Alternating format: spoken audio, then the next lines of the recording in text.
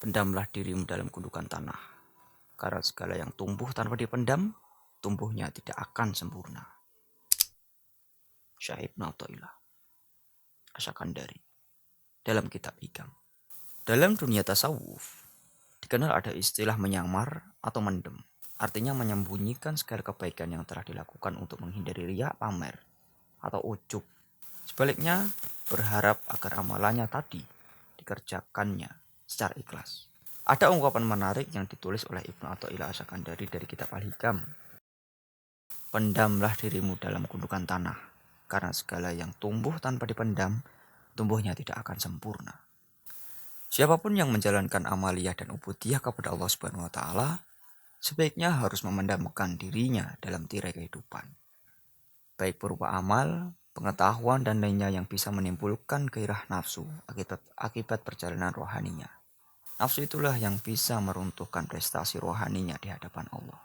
Dalam syarah Syekh Jaruk, dalam konteks penempuh jalan Allah, ada 3 kategori, yaitu yang pertama, seseorang yang dilingkupi oleh manifestasi hakikat hingga ia tidak bisa lagi memandang dirinya, melainkan bahwa dirinya serba sangat kekurangan. Sebab tidak ada yang sempurna kecuali Allah. Seorang hamba Allah tidak memiliki daya dan upaya. Seseorang hamba tidak memiliki kelayakan apapun kecuali hanya sifat kekurangan, kelemahan, dan kesalahan yang dimilikinya.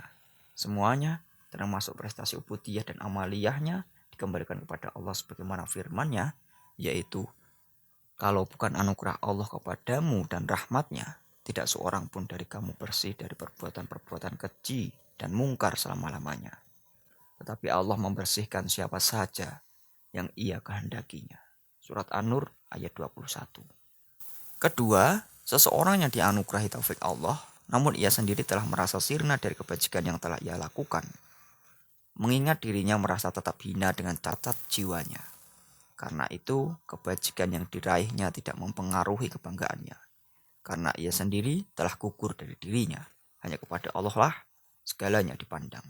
Ketiga, seseorang yang merasa dirinya serba memiliki prestasi amaliyah dan ubudiyah, lalu diliputi oleh keraguan dalam dirinya, seakan-akan segala apa yang telah dilakukan itu semata sebagai prestasi dan upayanya. Syekh Abdul Abbas Al-Marsi mengatakan, siapa yang menghendaki penampakan diri, berarti ia adalah hamba dari penampakan itu sendiri. Siapa yang menghendaki ketersembunyian, berarti ia adalah hamba ketersembunyian. Sedangkan hamba Allah yang hakiki adalah tidak membedakan penampakan maupun ketersembunyian. Begitulah, pohon yang tidak ditanam ke dalam tanah, pasti tumbuhnya tidak sempurna. Kalau toh tumbuh, maka pohon itu biasanya tidak berbuah. Jika berbuah pun hasilnya buahnya tidak sempurna. Atau sebaliknya, benih yang ditanam tanpa ditimbun tanah, biasanya dimakan oleh burung, ayam, atau binatang lainnya. Demikian halnya dengan penempuh jalan sufi. Ketika ia tidak mau menyimpan dan memendam rahasia-rahasia Allah, kedudukan dirinya, ahwal, dan makomnya ibarat benih yang tidak dipendam tersebut. Maka benih tauhid dan rohani tadi akan dimakan oleh iblis dan setan dengan cara menggantikannya dengan benih-benih riya, takabur, ujub, dan segala keburukan yang meruntuhkan derajat rohani seseorang. Bagaimana penanam benih di tanah yang buruk akhirnya juga tidak tumbuh sebagai pohon yang baik. Maka menanamkan diri dalam wilayah rohani yang negatif juga kelak akan tumbuh sebagai buah dari pohon yang buruk pula. Karena itu, membenamkan jiwa, menyembunyikan kondisi hati, haruslah di tempat yang diridhoi Allah, yaitu pada wilayah kejiwaan positif sesuai dengan petunjuk sang guru. Barangkali wacana spiritual seperti itulah yang sedang dimainkan oleh seorang tokoh sufi kenamaan dari Palk, yaitu Hatim. Dengan nama lengkapnya Abu Abdurrahman Hatim bin Unwan al-Asom. Hingga ia mendapatkan julukan Situli. Hatim dijuluki dengan julukan Situli sebenarnya bermula dari peristiwa ketika ia kedatangan seorang wanita tua yang ingin menanyakan permasalahannya. Ketika perempuan itu yang mengajukan pertanyaan secara tidak sengaja terdengar suara kentut atau buang angin yang sangat nyaring sekali. Di tempat itu hanya ada Hatim dan perempuan tua, sehingga siapa lagi yang telah kentut kalau bukan perempuan tua itu. Karena Hatim telah terbiasa melakukan olah rasa, Tentu ia bersikap dengan bijaksana agar perempuan tua yang menjadi tamunya tidak merasa malu karenanya. Ketika perempuan itu mengatakan keperluannya, maka Hatim berpura-pura tuli dan seolah-olah tidak mengetahui kalau baru saja ada suara kentut. Dengan rendah hati dan dengan sikap biasa-biasa saja, Hatim mengatakan, "Berbicaralah dengan lebih keras. Pendengaranku kurang tajam." Kisah ini dikutip dari Fariduddin Athor, Warisan Aulia. Tentu, si perempuan tua itu kemudian mengulangi pertanyaannya dengan suara yang lebih lantang. Setelah itu, Hatim pun memberikan jawaban terhadap masalah tamunya itu dengan sungguh-sungguh, seolah-olah tidak terjadi apa-apa. Setelah selesai pembicaraan dengan Hatim, wanita tua pun berpamitan. Ia pulang tanpa harus merasa beban sedikit jua bahwa ia telah melakukan kesalahan teknis mengenai kentutnya. Sejak itu, Hatim berpura-pura seperti orang tuli. Ia benar-benar menyamar atau memendam dirinya ke dalam gundukan tanah. Seperti ungkapan Syekh Ibnu Athaillah Asy-Syakandari dalam kitab Al-Hikam. Selama wanita tua itu masih hidup, yaitu selama 15 tahun, dengan berpura-pura dirinya tuli, hal itu dimaksudkan agar perempuan tua yang pernah menjadi tamunya itu tetap percaya diri dan tidak merasa malu karena telah membuang angin kentut dengan suara nyaring. Setelah wanita tua itu meninggal dunia, barulah Hatim menjawab pertanyaan-pertanyaan yang diajukan kepadanya secara spontan. Sedang sebelumnya ia selalu menyalah dengan kata-kata, "Berbicaralah dengan lebih keras." Itulah sebabnya mengapa ia dijuluki Hatim si tuli. Betapa Hatim benar-benar memiliki kelapangan hati yang amat besar. Ia tidak mau mempermalukan orang lain sama sekali. Bahkan harus bersabar berpura tuli selama 15 tahun lamanya.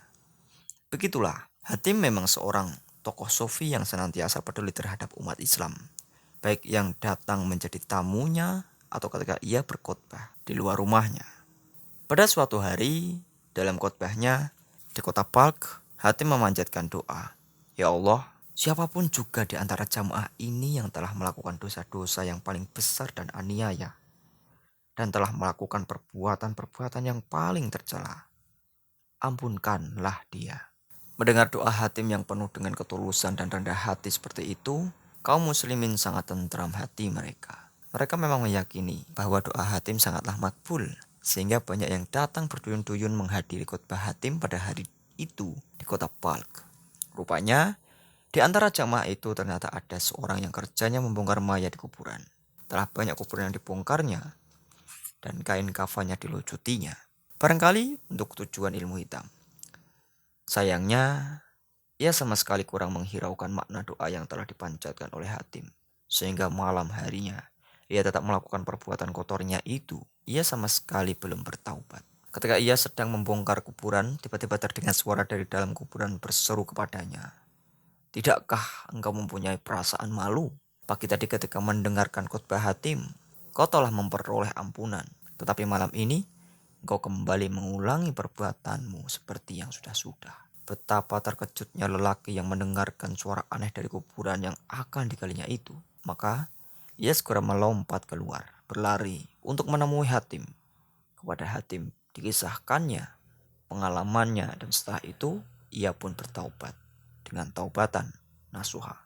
Karomah Hatim, salah seorang murid Hatim yang setia, yakni Sa'ad bin Muhammad Ar-Razi, ia berguru kepada Hatim hingga bertahun-tahun. Tetapi selama itu baru sekali melihat gurunya dalam keadaan marah.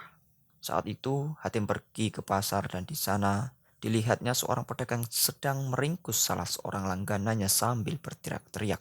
"Berkali-kali kamu mengambil daganganku, kemudian memakannya dan tidak mau membayar," teriak sang pedagang. Melihat kejadian itu, Hatim segera mendatanginya dan berusaha menengahi. "Tuan, bermurahlah hati. Aku tak sudi bermurah hati. Yang kuinginkan adalah uangku sendiri," jawab si pedagang. Segala bujukan Hatim tidak ada gunanya. Hatim pun terlihat sangat marah. Kemudian ia melepaskan jubahnya dan dihamparkannya ke atas tanah. Secara spontan, jubah itu tiba-tiba penuh dengan uang emas. Semuanya asli, tidak ada yang palsu. Mata orang-orang yang berada di pasar itu terbelalak begitu melihat peristiwa luar biasa itu. "Ayo, ambillah uang ini sejumlah yang menjadi hakmu," kata Hatim kepada pedagang. "Awas, jangan lebih daripada itu. Jika tidak ingin tanganmu akan terkena sampar." Si pedagang mengambil uang sejumlah yang menjadi haknya, tetapi ia tidak dapat menahan diri. Sekali lagi, diulurkannya tangannya, hendak mengambil lebih banyak, tetapi seketika itu juga tangannya terkena sampar. Begitulah balasan bagi orang yang tak tahu diri. Pedagang di pasar itu rupanya tak tahu sopan santun terhadap ulama dan tokoh sufi Hatim Situli. Pedagang nekat yang berani melawan alias membangkang nasihat Hatim itu sama halnya dengan melawan Allah Subhanahu wa taala. Sebab dalam hadis qudsi Allah mengumumkan perang terhadap siapapun saja yang menyakiti para wali atau kekasihnya. Sebagaimana para nabi dan rasulnya yang memiliki mukjizat, Hatim pun dikaruniai Allah berupa karomah yang bisa mendatangkan emas dalam jumlah yang banyak dari jubahnya. Dan peristiwa luar biasa yang terjadi di pasar dan hukuman Tuhan menimpa pada diri pedagang itu sebenarnya merupakan pelajaran hidup bagi siapa saja yang melihatnya. Karena keserakahan, orang menjadi binasa.